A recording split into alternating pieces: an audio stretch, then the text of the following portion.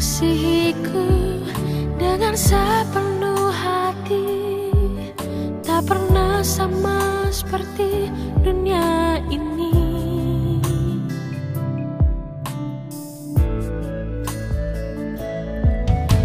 Engkau Bapa yang mengajariku melewati badai langit biru. Kau yang buatku terbang bagaikan raja wali, mengatakan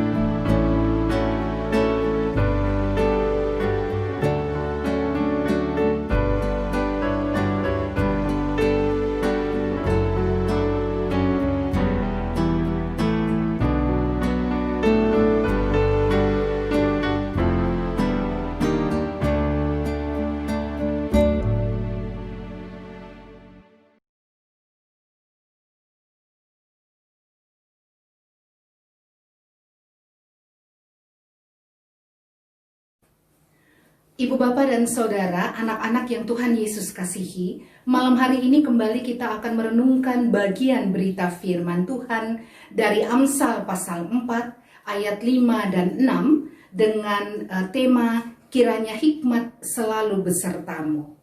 Mari kita persiapkan bersama Amsal pasal 4 ayat 5 dan ayatnya yang ke-6. Sebelum membacanya, marilah kita berdoa memohon tuntunan kuasa Roh Kudus. Kita berdoa. Bapa di sorga, kami rindu mendengarkan Engkau menyapa kehidupan kami. Masih dalam suasana ulang tahun Pelkat PA yang ke-61, biarlah firman Tuhan yang kami renungkan malam hari ini memberi banyak hal-hal yang indah untuk pertumbuhan iman kami dan juga untuk membuat kami mengubah karakter kami. Dalam nama Yesus Kristus. Amin.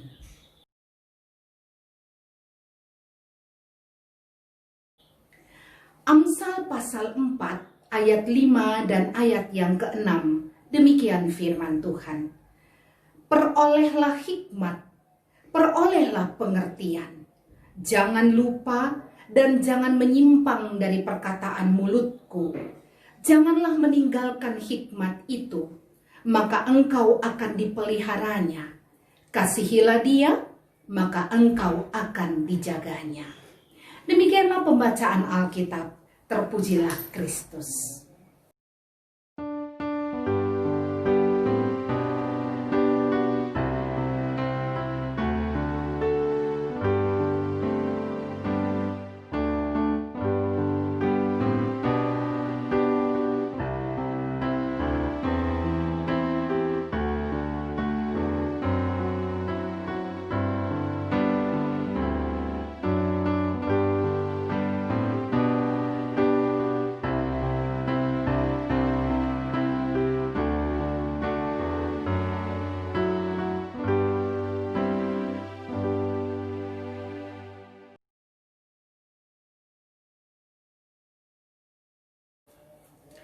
Ibu, Bapak, dan Saudara, adik-adik yang Tuhan Yesus kasihi, di sekitar tahun 396 sampai 430 Masehi, ada seorang teolog besar bernama Augustinus dari Hippo.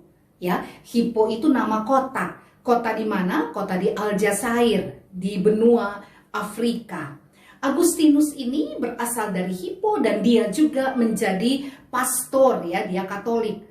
Menjadi pastor di kota Hippo. Dia melayani mulai dari tahun 396 sampai tahun 430 Masehi. Udah lama sekali dia melayani. Dia dikenal sebagai filsuf dan juga teolog Kristen yang buah pemikirannya sangat menjiwai teologi barat. Ya, ini adalah Augustinus. Nah, yang menarik, Ibu, Bapak, Saudara, dan adik-adik, Augustinus ini dikenal sebagai seorang rohaniawan yang pikirannya serius, tetapi sekaligus dijiwai oleh ketulusan dan kerajinannya berdoa. Sehingga Augustinus ini dikatakan sebagai pemikir dan pendoa. Jadi dia, apapun yang mau dia lakukan, ketika dia mau menulis, mengeluarkan pokok-pokok pemikirannya, mau khotbah, mau beri kuliah, apapun yang dia lakukan, dia selalu meminta waktu untuk berdoa dulu. Dan doa itu dilakukan dengan sangat khusyuk, bukan hanya sekedar berdoa, Tuhan tolong saya, amin. Tapi dia berdoa dengan sangat khusyuk. Selesai melakukan tugasnya, dia melakukan hal yang sama, berdoa lagi dengan khusyuk. Sehingga dia disebut sebagai seorang teolog yang pemikir dan juga pendoa. Nah, satu ketika banyak rekan-rekan sesama pastor bertanya, mengapa dia membutuhkan waktu sebelum dan sesudah mengeluarkan pokok pikirannya, berkhotbah, ngasih kuliah, atau apapun juga, didahului dan diakhiri dengan doa yang tidak singkat, tapi doa yang betul-betul dalam. Dia katakan begini, manusia itu perlu hikmat. Kalau kita tidak memohon hikmat Allah, sekalipun kita cemerlang, sekalipun kita cerdas, sekalipun kita mengerti dengan dalam, tetapi kalau tidak dikuasai oleh hikmat Tuhan, sia-sia pemikiran yang dikeluarkannya. Begitu juga ketika selesai mengeluarkan pokok pikirannya, pikiran kita harus berdoa juga. Dalam rangka apa? Supaya kita bisa mengucap syukur dan berterima kasih.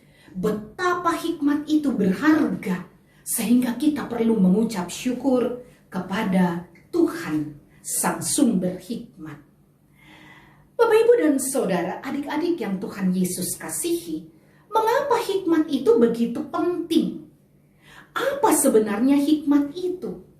Ketika Salomo ditanya Allah, ya, ketika dia selesai mendirikan bait Allah, kau mau apa?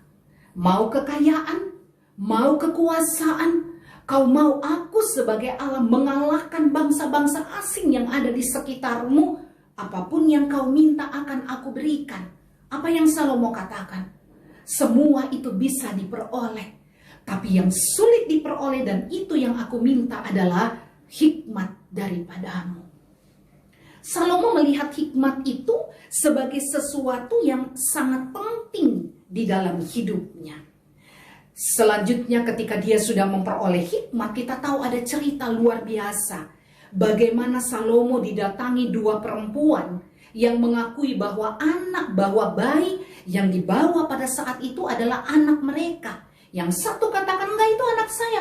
Yang satu katakan bukan, itu anak saya. Dan dengan hikmat Tuhan, Salomo berhasil menyelesaikan persoalan saat itu. Ketika dengan cepat Salomo katakan, bawa pedang ke sini. Belah dua anak ini, separuh berikan pada ibu yang satu, separuh berikan pada ibu yang satunya. Dan yang bukan ibu kandung segera mengatakan, iya, bunuh saja, bagi dua saja supaya adil. Ibu kandungnya mengatakan, jangan tuanku, serahkan saja bayi itu kepadanya, kepada perempuan yang satunya. Bagaimana Salomo tahu pemecahan yang harus dilakukannya? Karena hikmat Tuhan. Salomo berhasil menyelesaikan masalah pada saat itu. Jadi hikmat itu memang sesuatu yang sangat penting dan dibutuhkan. Sekali lagi, apa hikmat itu? Ada banyak penjelasan dalam teks-teks Alkitab tentang apa yang dimaksudkan dengan hikmat.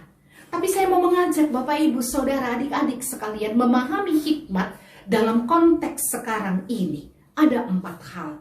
Yang pertama, hikmat adalah kemampuan menentukan pilihan tepat di tengah beragam pilihan yang membingungkan.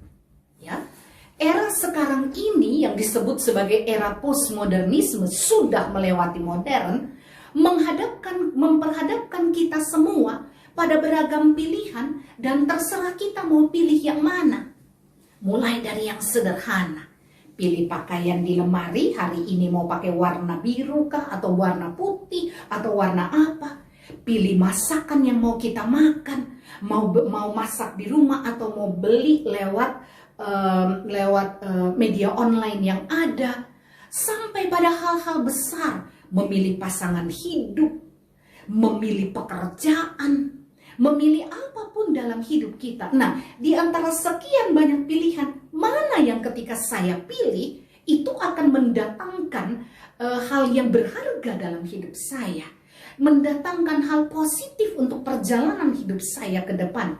Butuh hikmat.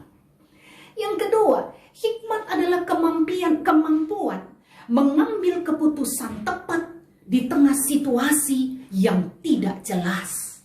Ya, jadi kemampuan untuk mengambil keputusan tepat di tengah situasi yang tidak jelas. Di tengah situasi COVID seperti sekarang, pandemi COVID seperti sekarang ini. Apa keputusan yang mau Bapak, Ibu, Saudara, adik-adik ambil? Berhenti bekerja atau terus bekerja? Berhenti melakukan sesuatu, berusaha, atau kita mau mengatakan bahwa dua-duanya saya jalan?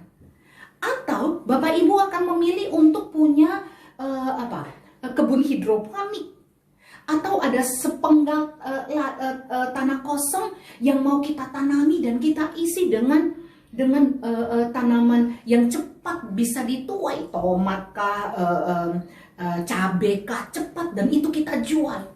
Keputusan di tengah situasi yang tidak menentu, Bapak Ibu Saudara dan saya harus ambil keputusan, karena tidak ada orang yang dapat mengatakan kita libur makan ya 1 minggu. Nggak ada. Makan itu harus tetap berjalan di tengah situasi sulit ekonomi seperti saat ini. Kemampuan menentukan pilihan, mengambil keputusan yang tepat di tengah situasi yang tidak jelas. Yang ketiga, kemampuan mengucapkan kalimat tepat ketika dibutuhkan. Jangan-jangan saya ngomong pada saat orang sedang down, dan karena kata-kata saya dia pilih bunuh diri. Bagaimana berbicara pada orang yang sedang terpuruk hancur supaya dia bisa punya semangat untuk bangkit lagi. Bagaimana berbicara pada orang yang sombong dan pongah supaya dia bisa menjadi rendah hati.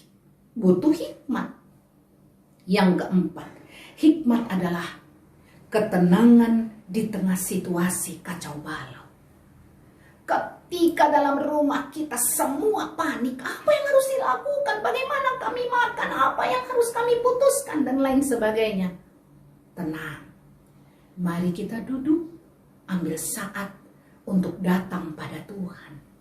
Butuh hikmat. Kalau tidak kita ikut panik juga. Butuh hikmat. Kalau tidak kita ikut kacau balau, nggak tahu apa yang mau dibuat. Butuh hikmat.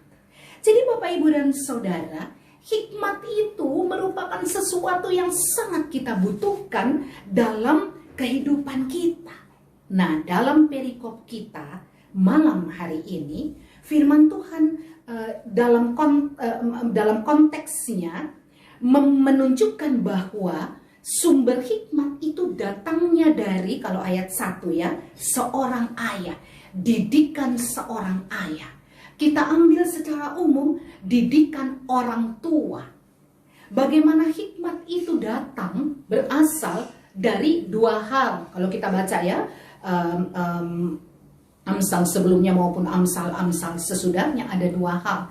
Pertama, hikmat itu datang dari hasil pendidikan. Dan yang kedua, hikmat itu datang dari hasil bagaimana kita membangun relasi yang luar biasa dengan Tuhan. Ya, jadi hikmat itu melalui pendidikan. Sumber pendidikan dari mana? Kalau dalam konteks Amsal, dari orang tua. Bagaimana orang tua tahu apa yang harus diajarkan? Dari Allah. Ya, jadi secara tidak langsung hikmat itu datangnya juga dari Tuhan. Baik itu secara pendidikan, hikmat itu juga datang dalam relasi dekat kita dengan Tuhan. Jadi 2 hal. Ya, hasil pendidikan dan iman yang bertumbuh. Hasil pengajaran tetapi juga hasil dari bagaimana relasi spiritualitas kita dengan Tuhan. Ini 2 hal yang sangat penting. Dan pendidikan yang diberikan orang tua pada anak-anak bukan hanya mengisi kognisi, bukan hanya membuat anak mengerti apa yang harus dia lakukan, tetapi hikmat yang datang dari pengajaran orang tua itu juga membentuk karakter kita. Karakter yang datang dari Tuhan sebagai hasil pendidikan orang tua, itu yang akan saudara saya, anak-anak bawa dalam kehidupan mereka di masa depan. Saudara boleh kaya, saudara boleh berpengaruh, saudara bisa punya semua, punya kekuasaan, punya power. Tetapi kalau saudara tidak memiliki karakter yang baik, maka saudara dan saya tidak akan menghasilkan hidup yang berkualitas. Saudara bisa punya semua, tetapi kalau kita tidak punya karakter yang baik, maka apapun yang kita punya tidak akan menolong kita ini untuk punya hidup yang berkualitas. Hambur-hamburkan uang, perintah orang, lakukan apapun sesuai dengan yang kita punya, mendatangkan kebahagiaankah? Membuat hidup saudara berkualitaskah? Kalau semua yang kita punya tidak didasari dengan karakter yang baik, sia-sia semuanya. Dan karakter itu yang membuat hidup kita stabil. Karakter itu yang membuat kita ketika menghadapi pergolakan situasi yang berat, kita masih tetap bisa berdiri dengan tegar dan mengatakan, berat memang, gelap memang, tapi saya percaya di balik kegelapan ini selalu ada terang Tuhan. Di balik kekacau balauan ini selalu ada aliran kasih yang tenang yang Tuhan sediakan bagiku. Itu dihasilkan dari karakter yang dibentuk sebagai hasil pendidikan dan pengenalan yang sungguh kepada Tuhan. Karakter bukan hanya dibentuk dari pelajaran yang orang tua berikan, disiplin yang orang tua berikan, tetapi juga bersumber dari bagaimana kita beriman pada Tuhan. Itu sebabnya Bapak Ibu sebagai orang tua, tidak cukup kita isi kognisi anak dengan sekolah yang rutin dan disiplin. Bagaimana caranya supaya anak bisa terus belajar? Bagaimana supaya anak bisa terus sekolah? Orang tua lakukan apapun, itu tidak cukup. Memang di satu sisi itu penting, tetapi sisi yang lain, secara spiritualitas, anak pun perlu dididik untuk hidup benar dan takut pada Tuhan. Jadi keseimbangan ini ada antara kognisi dan juga iman yang terus bertumbuh. Dan Bapak Ibu Saudara kekasih Tuhan, itu pentingnya IHMPA, ibadah hari Minggu PA, pelayanan anak. Ya karena di rumah, jadi anak-anak males gitu-gitu aja. Males, gak ketemu teman, udah sekolah belajar lewat gadget, masa sekolah minggu juga lewat gadget. Mau tidak mau Bapak Ibu dan Saudara, kita harus mendisiplinkan anak. Bukan hanya persoalan belajar mengisi kognisi yang akan membuat dia mampu menghadapi realitas di depan. Tapi kalau secara iman dia tidak kuat, bahaya menanti dia. Jadi teks bacaan kita pada malam hari ini mengatakan bahwa relasi dengan hikmat yang datang dari Allah itu akan membuat kita selalu dijaga oleh hikmat itu.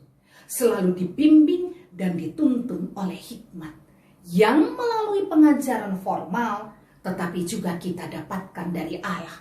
Dan hikmat itu yang membentuk karakter. Apa pelajaran yang kita ambil malam hari ini? Pertama, Bapak Ibu Saudara, pendidikan karakter adalah pendidikan yang tidak pernah selesai. Tidak pernah selesai. Ketika kita dididik dengan cara yang tidak benar, melalui keteladanan orang tua ya, kita ini maksud saya orang tua, mendidik anak dengan keteladanan yang tidak benar, sehingga anak bertumbuh miring, tidak benar, menjadi orang yang tidak bisa bertanggung jawab, menjadi orang yang seenaknya dalam hidupnya, menjadi pemarah, menjadi orang yang menutup diri, tidak terbuka pada lingkungan sekitarnya. Karakter-karakter negatif yang dia miliki dalam kehidupannya, bisakah berubah? Bisa. Dengan pertolongan Tuhan, tidak ada yang mustahil. Dan karena itu, pendidikan karakter itu tidak pernah selesai. Satu ketika kita rasanya dia udah salah jalan, kita harus mendidik lagi sampai selesai. Dan kapan selesainya? Kalau waktu kita pulang kepada Tuhan, baik sebagai pendidik maupun sebagai anak-anak yang dididik, tidak pernah selesai. Karena itu Bapak Ibu Saudara, keteladanan dan iman, keteladanan dari kita, pertumbuhan spiritualitas anak di dalam Kristus harus terus berjalan seumur hidup kita sampai Tuhan panggil pulang, baru selesai. Jadi jangan puas, dia sudah kawin, sudah bangun hidupnya, sudah biarkan dia hidup sendiri. Kalau Tuhan mengizinkan kita masih ada, tetap menjadi teladan yang baik. Tetap tunjukkan karakter orang tua yang baik seperti apa pada anak. Saya tidak bicara tentang ada orang tua yang tidak pantas, ada orang tua yang pantas, tidak. Semua orang tua punya kewajiban yang sama terhadap anak. Yang berikut, Bapak Ibu Saudara, jangan abaikan pendidikan spiritualitas anak. IHMPA, bagaimanapun bentuk pengajarannya, dampingi anak ketika belajar. Jangan lepaskan mereka, dampingi anak. Ada beberapa orang tua yang saya dengar ya dari beberapa gereja mengeluhkan karena jam IHMPA sama dengan jam ibadah hari Minggu, di mana orang tuanya tidak bisa mendampingi anak. Bagus, menurut saya itu orang tua yang sangat bagus. Ketika anak IHMPA, orang tua duduk mendampinginya, sangat baik. Tetapi, ya, bukankah orang tua kalau itu khotbah lewat YouTube masih bisa mendengarkan rekamannya? Ya, jadi masih bisa dengar rekaman. Atau sebaliknya, ada orang tua yang nggak peduli. Ini loh, link IHMPA, silakan ikutin, berikan pada anak. Dan sesudah itu lepaskan dia sendiri. Dan kita sibuk dengan gadget kita atau dengan aktivitas kita. Pendampingan terhadap anak dalam hal spiritualitas sangat penting. Terlepas dari semua kehebohan COVID-19 ini, ada hikmat yang bisa kita ambil. Waktu pendampingan terhadap anak secara spiritualitas, ya, bisa kita maksimalkan. Kita tahu bagaimana pertumbuhan pengajaran yang didapatkan, dan kita bisa mendorong juga anak-anak kita bertumbuh sesuai pengajaran firman Tuhan. Yang ketiga, Bapak Ibu dan Saudara, adik-adik, karakter tidak ditentukan oleh perubahan zaman. Ya, karakter tidak ditentukan oleh perubahan zaman. Ya, soalnya gimana ya? Sekarang anak-anak terlalu mandiri sih. Soalnya gimana ya? Gadget memegang peranan penting sih, makanya karakternya jadi begitu. Bapak Ibu dan Saudara, karakter tidak pernah dibentuk karena perubahan zaman. Tetapi karakter itu dibentuk dari pendidikan orang tua dan iman kepada Allah. Dua hal ini bukan karena perubahan zaman, justru terbalik lihatnya.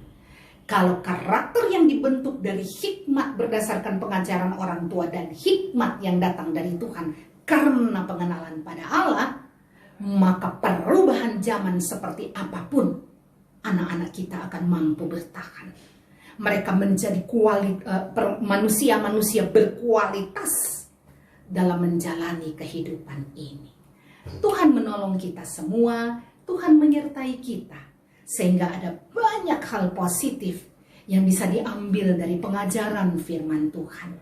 Tuhan akan selalu mendampingi Bapak Ibu Saudara sebagai orang tua, sehingga ada banyak hal positif yang bisa dihasilkan. Jangan pernah kecil hati, karena Tuhan akan selalu memberikan yang terbaik dalam kehidupan Bapak Ibu dan Saudara. Terpujilah Kristus. Amin.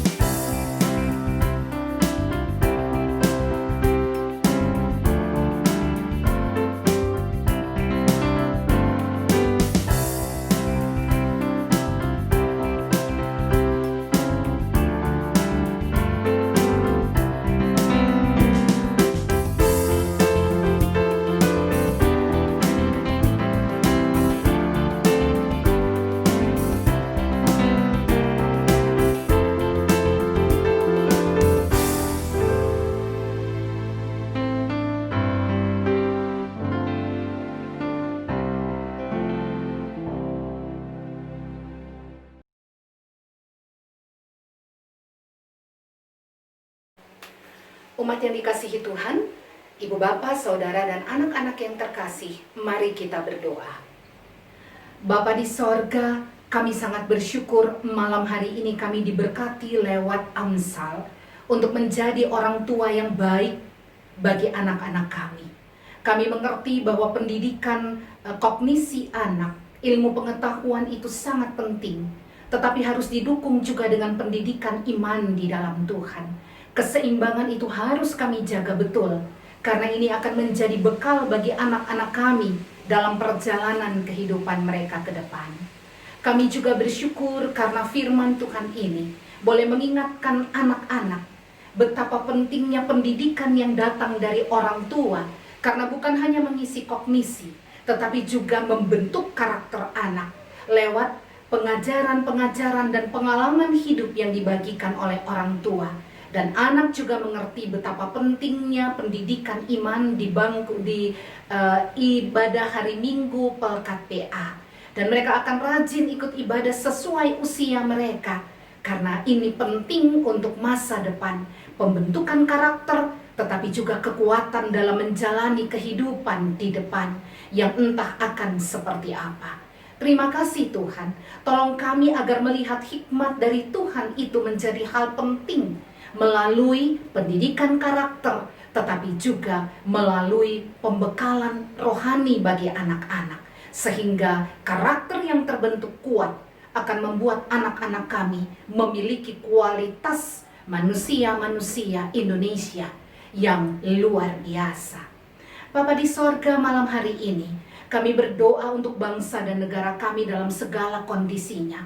Tuhan tolong agar pandemi COVID-19 ini dapat segera berlalu. Peningkatan mereka yang terdeteksi memiliki virus di dalam tubuhnya semakin banyak di Indonesia. Sudah melewati angka 200.000. Dan ini merupakan jumlah yang sangat besar. Berikan kami disiplin diri, masyarakat Indonesia disiplin diri untuk menjaga semua yang harus kami lakukan. Kami berdoa juga ya Tuhan untuk pemimpin bangsa kami, agar mereka mampu untuk mengambil keputusan-keputusan baik untuk kepentingan bangsa ini. Dan untuk menghilangkan pandemi atau mengakhiri pandemi COVID-19 di Indonesia.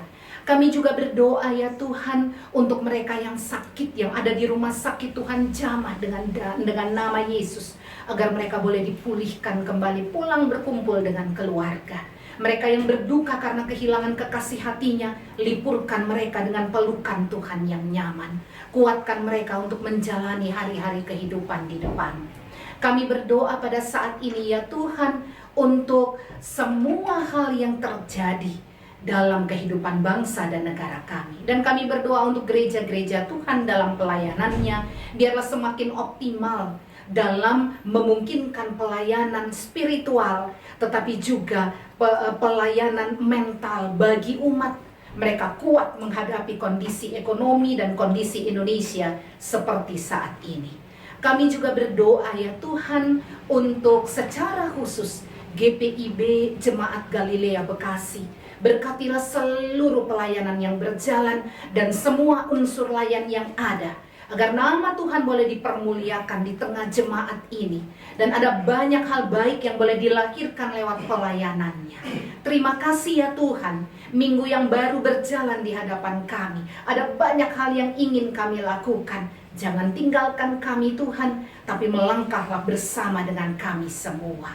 Dengarkan permohonan dan syukur kami ini yang kami panjatkan dalam nama Yesus Kristus Tuhan kami, Allah yang hidup, yang telah mengajar kami berdoa.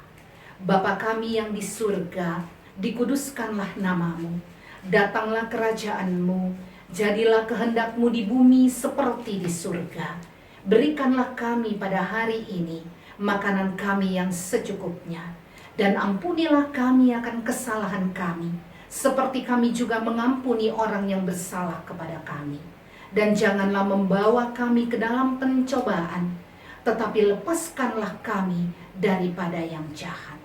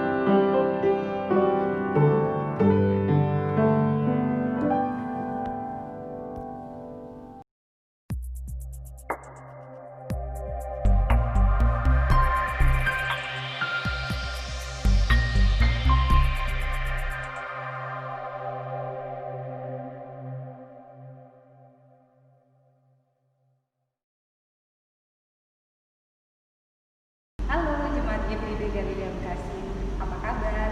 Kita semua tentunya sudah rindu untuk bersekutu dan beribadah di gereja, bukan?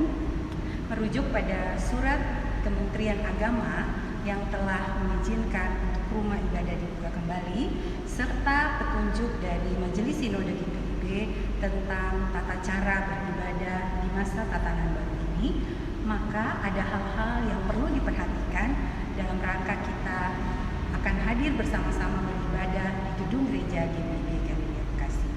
Jemaat yang dikasihi Tuhan, mari sama-sama kita ikuti protokol dan tata cara ketika kita beribadah di gedung gereja GPIB Galilea Bekasi. Berikut ini adalah hal-hal yang perlu diperhatikan. Jemaat yang mengalami flu, demam, serta batuk dalam kurun waktu 14 hari terakhir tidak diperkenankan datang ke gereja. Jemaat yang hadir adalah jemaat yang benar-benar sehat dan tidak mempunyai penyakit bawaan yang berisiko seperti diabetes, asma, jantung, dan lain-lain. Jemaat yang hadir hanya boleh yang berusia 15 sampai dengan 60 tahun dengan tidak membawa anak-anak.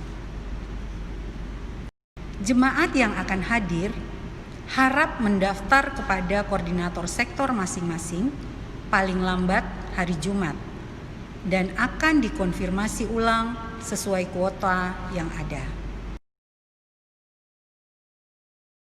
Jemaat wajib hadir 30 menit sebelum ibadah dimulai.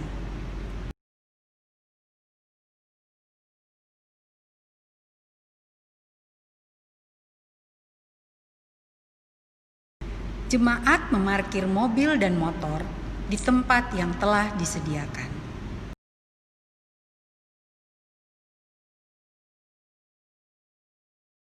Wajib menggunakan masker sepanjang berada di wilayah gereja dan menjaga jarak aman atau social distancing dalam mengantri dimulai dari halaman gereja, saat masuk, memberi persembahan, dan keluar dari gedung gereja.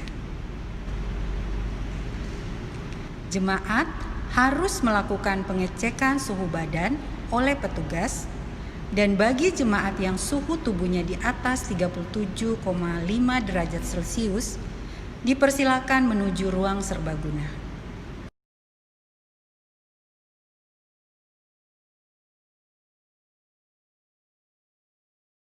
Jika setelah 10 menit kemudian dilakukan pengecekan ulang, suhu tubuh tidak berubah, maka jemaat wajib untuk kembali ke rumah dan beribadah secara online.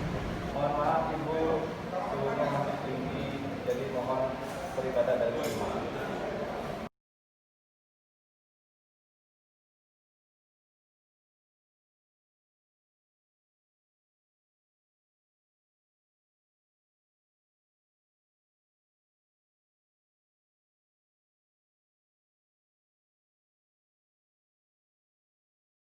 Jemaat wajib mencuci tangan sebelum dan sesudah ibadah di tempat yang disediakan dengan cara yang benar.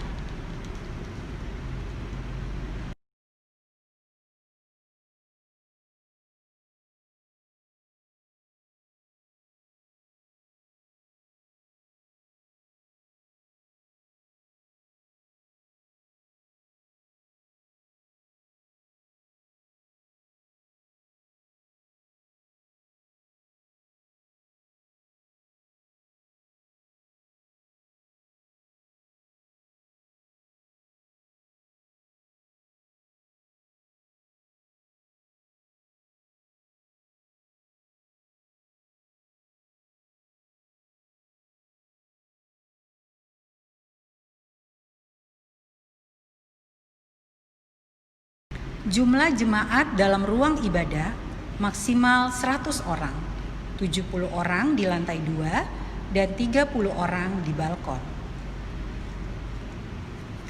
Bagi jemaat yang sudah terdaftar, wajib mengisi buku tamu dan mencantumkan nomor telepon serta mengambil nomor tempat duduk pada presbiter yang bertugas di depan gereja.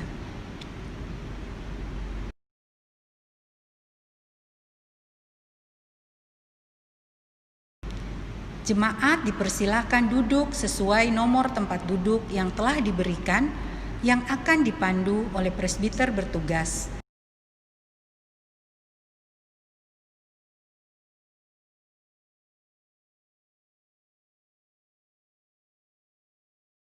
Dan harap nomor tempat duduk dikembalikan di laci depan tempat duduk.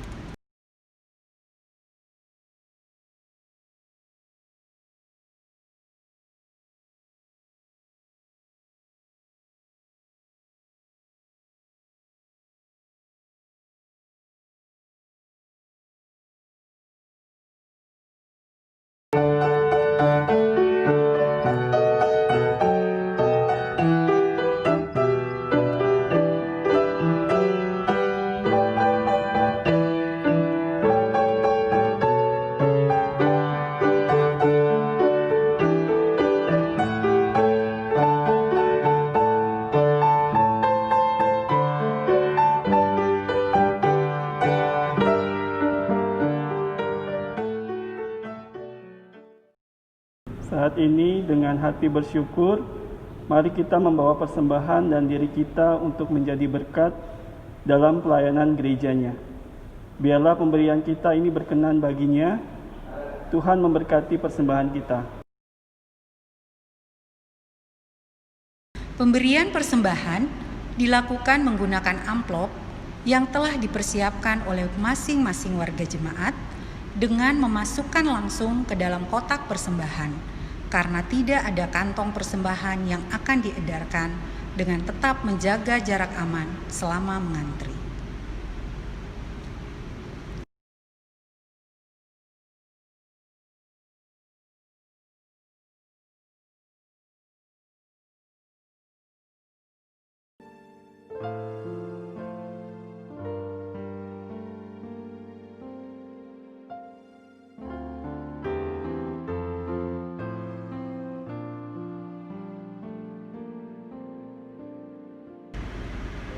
Setelah selesai ibadah, tidak ada salam persekutuan. Dan jemaat dipersilahkan untuk pulang, serta tidak diperkenankan berkumpul atau berada di area gereja.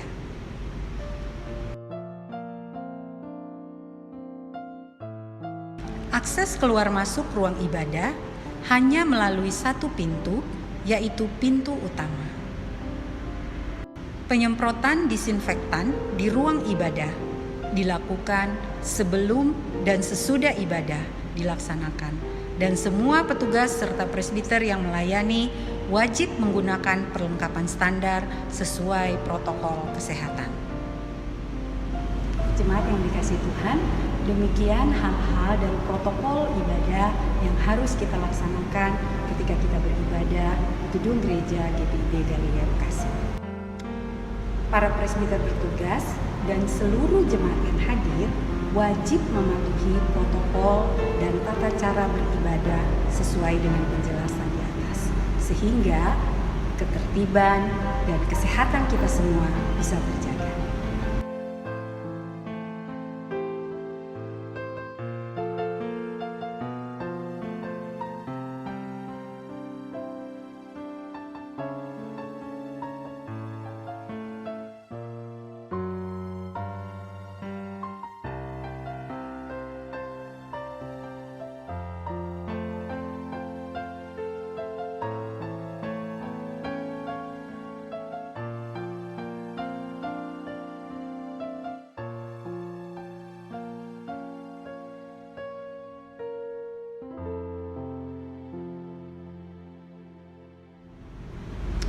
Jemaat yang dikasihi Tuhan, demikianlah video penjelasan tentang panduan ketika beribadah di gedung gereja GPIB Galilea Bekasi. Kiranya kasih Tuhan Yesus Kristus menaungi persekutuan kita dengan sukacita dan damai sejahtera. Terima kasih atas perhatiannya. Tuhan Yesus memberkati.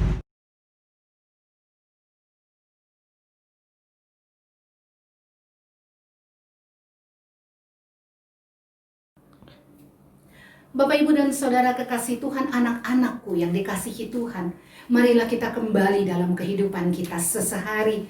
Ingat selalu, dua hal ini sangat penting, bahwa apa yang dididik dari orang tua maupun pengetahuan yang kita dapat dari bangku sekolah atau bahkan dari kehidupan perlu didukung dengan iman yang terus bertumbuh di dalam Tuhan, supaya dengan dua hal ini kita semakin berhikmat dalam menjalani kehidupan kita. Tetap semangat, tetap penuh sukacita. Tuhan mendampingi kita semua.